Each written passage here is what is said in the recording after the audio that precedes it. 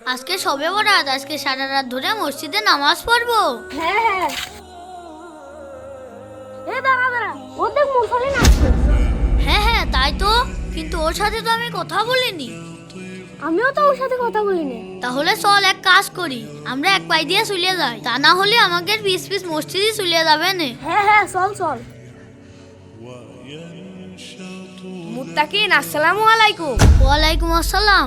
এই রে ধরা পড়ে গেলাম। মুত্তাকিন, তোমরা কোথায় যাচ্ছ? আজকে সবে বরাত, তাই আমরা দুইজন মসজিদে নামাজ পড়তে যাচ্ছি। আর সারা রাত মসজিদে নামাজ পড়বো। কিন্তু তুইও তো জানি কি করবি, আমাকে সাথে তোর মসজিদে যাওয়া লাগবে না, যাই এখান থেকে। তুই আমাদের বন্ধু না, খবরদার আমাদের পাঁচ পাঁচ মসজিদে যাবি না।